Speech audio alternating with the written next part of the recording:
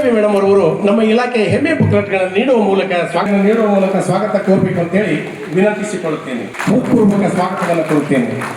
ಅದರಂತೆ ಇವರ ಪರವಾಗಿ ತಮ್ಮೆಲ್ಲರ ಪರವಾಗಿ ಸ್ವಾಗತ.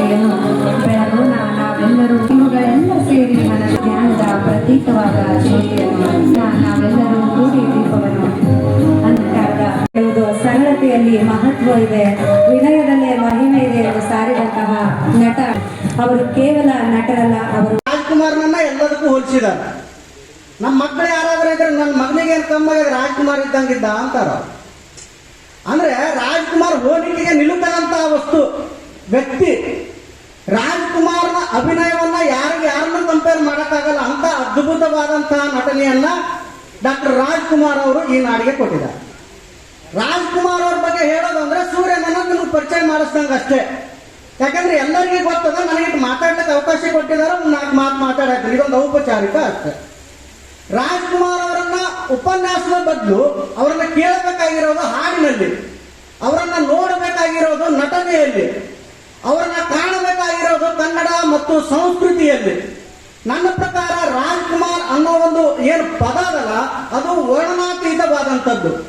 ತಮಿಳುನಾಡಿನ ಗಾಜನೂರಿನಿಂದ ಬಂದಂತ ಮುತ್ತುರಾಜ್ ಕರ್ನಾಟಕದ ರಾಜ್ಕುಮಾರ್ನಾಗಿ ಇಡೀ ಚಿತ್ರರಂಗವನ್ನ ಆಳಿದ್ದು ಕನ್ನಡಿಗರ ಪಾಲಿನ ಸುದೈವ. ರಾಜ್ಕುಮಾರ್ ಅಂತ ನಟನ ಆಗಮನ ಆಗಿರೋದು ಈ ನಾಡಿಗೆ ಒಂದು ಹೆಮ್ಮೆ, ಪ್ರತಿಷ್ಠೆ. ಎಂತ ರಾಜ್ಕುಮಾರ್ ಅಂದು ಕೂಡಲೇ ಮೈಯೊಳಗೆ ಒಂದು ಪ್ರೇರಣೆ ಅದ.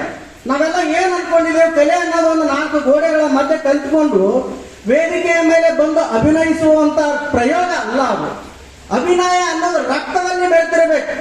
ಅಂತ ರಕ್ತದಲ್ಲಿ ಬೆಳೆತಿರೋದು ಯಾರಿಗೆ ಅಂದ್ರೆ ರಾಜ್ಕುಮಾರ್ ಅವ್ರಿಗೆ ಒಬ್ಬರಿಗೆ ಅನ್ನೋದಕ್ಕೆ ಒಂದು ಸಣ್ಣ ಉದಾಹರಣೆ ಹೇಳಿ ನನ್ನ ಮಾತುಗಳನ್ನ ಮುಗಿಸ್ತಾ ಇದ್ವಿ. ಗುಬ್ಬಿ ವೀರಣ್ಣ ಅಂತಕ್ಕಂಥ ಒಂದು ಭವ್ಯವಾದ ನಾಟಕ ಮಂದಿರ ಕರ್ನಾಟಕದಲ್ಲಿ ದೊಡ್ಡ ಇತಿಹಾಸ ಮಾಡಿರುವಂತದ್ದು. ರಾಜ್ಕುಮಾರ್ ಸಣ್ಣ ಬಾಲಕ ಇದ್ರು. ಆ ನಾಟಕ ನೋಡ್ತಾ ನೋಡ್ತಾ ತಂದೆಯ ಪ್ರೇರಣೆ, ನಾಟಕವನ್ನ ನೋಡ್ತಾ ನೋಡ್ತಾ ಅಭಿನಯಗಳನ್ನ ಕಲಿತಾ ಇದ್ರು. ನಾಟಕದಲ್ಲಿ ಬರ್ತಕ್ಕಂಥ ಪಾತ್ರಗಳನ್ನು ನೋಡ್ತಾ ಇದ್ರು, ಗೇಟ್ ಕೀಪರ್ ಆಗಿ ಕೆಲಸ ಮಾಡ್ತಾ ಇದ್ರು, ವೇದಿಕೆಯ ಮೇಲೆ ಕಸ ಹುಡುಕ್ತಾ ಇದ್ರು, ನಾಟಕ ಮಂದಿರನೇ ತಮ್ಮ ಬದುಕನ್ನಾಗಿಸಿಕೊಂಡಿದ್ರು. ಅವತ್ತೊಂದಿನ ಕುರುಕ್ಷೇತ್ರ ನಾಟಕ ನಡೀತಾ ಇತ್ತು. ಆ ದ್ರೌಪದಿಯ ಪಾತ್ರ ಮಾಡಿದಂತ ವ್ಯಕ್ತಿ ಎಣ್ಣೆ ಮಾಡ್ಕೊಂಡು ವೇದಿಕೆ ಹಿಂದುಗಡೆ ಬಿದ್ದಿದ್ದ. ಅದ್ಭುತವಾದ ನಾಟಕ ರಂಗಮಂದಿರ ತುಂಬಿತ್ತು. ಅಲ್ಲಿ ಗುಬ್ಬಿ ವೀರಣ್ಣ ಅವರು ಮತ್ತು ಆ ಇಡೀ ತಂಡ ಗಾಬರಾಯಿಸ್ಬಿಟ್ಟಿತ್ತು. ಮೇಲು ಪಾತ್ರಧಾರಿ ದ್ರೌಪದಿ ಪಾತ್ರಧಾರಿನೇ ಇಲ್ವಲ್ಲ, ಈ ನಾಟಕ ಹೆಂಗ್ ಮಾಡೋದು ಅಂತ ಜನ ಕೇಕೆ ಹೊಡಿತಾ ಇದ್ರು, ಚಿಳ್ಳೆ ಹೊಡಿತಾ ಇದ್ರು, ನಾಟಕ ಚಾಲು ಮಾಡ್ರಿ ಅಂತ ಚೀರ್ತಾ ಇದ್ರು. ಕೊನೆಗೆ ವಿಚಾರ ಮಾಡಿದ್ರು ಹೆಂಗಮ್ಮ ನಾಟಕ ಮಾಡೋದು ಅಂತ ಚಿಂತಾಕ್ರಾಂತವಾಗಿ ಕುಂತಾಗ ಡಾಕ್ಟರ್ ರಾಜ್ಕುಮಾರ್ ಅವ್ರು ಬಂದು ಹೇಳ್ತಾರೆ, ಚಿಕ್ಕ ಬಾಲಕರು ಅವಾಗ, ಇಲ್ಲ ಆ ಪಾತ್ರ ನನಗೆ ಕೊಡ್ರಿ, ನಾನು ನೋಡಿದೀನಿ, ಅದ್ರ ಡೈಲಾಗ್ಸ್ ನನ್ಗೆ ಗೊತ್ತದವ, ನಾನು ಮಾಡ್ತೀನಿ ಅಂತಂದ. ಅವ್ರಿಗೆ ಇದು ಅಸಾಧ್ಯವಾದ ಮಾತು. ಯಾಕಂದ್ರೆ ನನ್ನ ಕಂಪ್ನಿ ಪ್ರತಿಷ್ಠೆ ಪ್ರಶ್ನೆ ಇದು.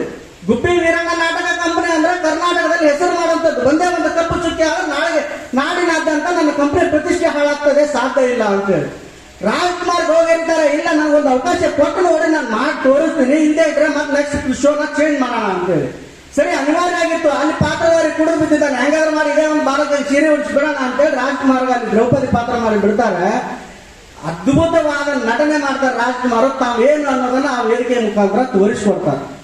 ಅವತ್ತು ಆ ನಿಜವಾದ ಪಾತ್ರಧಾರಿಯನ್ನೇ ಮೀರಿಸುವಂತ ಪಾತ್ರ ಡಾಕ್ಟರ್ ರಾಜ್ಕುಮಾರ್ ಮಾಡಿದಾಗ ಗುಬ್ಬಿ ವೀರಣ್ಣ ಕಂಪನಿಯವರಿಗೆ ₹1 ಸ್ಯಾಲರಿನ ಇನ್ಕ್ರೀಸ್ ಮಾಡ್ತಾರೆ. ಇರೋದೇ 30 ಪೈಸೆ. ಆಗಿನ ಕಾಲದಾಗ ₹1 ಕೊಡ್ತಾರೆ ಅವ್ರಿಗೆ. ಆ ರಾಜ್ಕುಮಾರ್ ಎಂದು ಸಂಬಳಕ್ಕಾಗಿ ಕೆಲಸ ಮಾಡಲಿಲ್ಲ. ₹1 ಅಲ್ಲ, ಅವ್ರ ಜೀವನಾದ್ಯಂತ ಗಳಿಸಬೇಕಾಗಿದ್ರೆ ಒಂದೊಂದು ಚಲನಚಿತ್ರಕ್ಕೆ ಸಾಕಷ್ಟು ಗಳಿಸಬಹುದಾಗಿತ್ತು. ಅವತ್ತು ₹1 ಸ್ಟಾರ್ಟ್ ಆಗಿರೋದು ಅವರ ಅಭಿನಯ. ಕೊನೆಗೆ ಎಲ್ಲಿಗೆ ಬಂತು ಅಂದ್ರೆ ಕೇವಲ 3ನೇ ಕಲ್ತಂತ ರಾಜ್ಕುಮಾರ್ನ ಮನೆ ಬಾಗಿಲಿಗೆ ಪ್ರಶಸ್ತಿಗಳು ಸುರಿಮಳೆಗಳೇ ಬಂದ್ಬಿಟ್ಟು. ಪದ್ಮಶ್ರೀ, ಕರ್ನಾಟಕದ ನಟ ಸಾರ್ವಭೌಮ, ಡಾಕ್ಟರೇಟ್, 3ನೇ ಕಲ್ತ ವ್ಯಕ್ತಿ ಡಾಕ್ಟರೇಟ್ ಆಗ್ತಾನೆ ಅಂದ್ರೆ ನಮ್ಮ ಕೋರ್ಸ್ಗಳೆಲ್ಲ ಬಿಸಾಕ್ಬೇಕು ಅಂತ. ನಾನು ಹೇಳೋದು, ಪ್ರತಿಭೆಗೆ ಯಾವುದೇ ಕೋರ್ಸ್ಗಳಿಲ್ಲ. ಪ್ರತಿಭೆ ಇದ್ರೆ ಸಾಕು, ಅವಕಾಶಗಳು ಹುಡುಕೊಂಡು ಬರ್ತವೆ ಅನ್ನೋದಕ್ಕೆ ರಾಜ್ಕುಮಾರ್ಗಿಂತ ಬೇರೆ ಉದಾಹರಣೆ ನಮ್ಗಿಲ್ಲ ಅಂತ.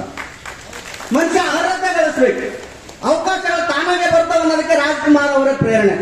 ಅವರೆಂದೂ ಕೂಡ ಈ ಸಮಾಜಕ್ಕೆ ಕೆಟ್ಟದನ್ನ ಕೊಟ್ಟಿಲ್ಲ, ಅವರೆಂದೂ ಕೂಡ ಈ ಸಮಾಜಕ್ಕೆ ಕೆಟ್ಟ ಸಂದೇಶವನ್ನ ಕೊಟ್ಟಿಲ್ಲ. ಡಾಕ್ಟರ್ ರಾಜ್ಕುಮಾರ್ ಅಂದ್ರೆ ರಾಜ್ಕುಮಾರೇ, ಬೇರೆ ಉದಾಹರಣೆ ಬೇರೆ ಉಪಮೇಯಗಳೇ ಇಲ್ಲ ಅಂತ. ರಾಜ್ಕುಮಾರ್ ಅವರನ್ನ ಸ್ಮರಿಸುವ ನಿಟ್ಟಿನಲ್ಲಿ, ಅವರನ್ನ ನೆನಪಿಸಿಕೊಳ್ಳುವ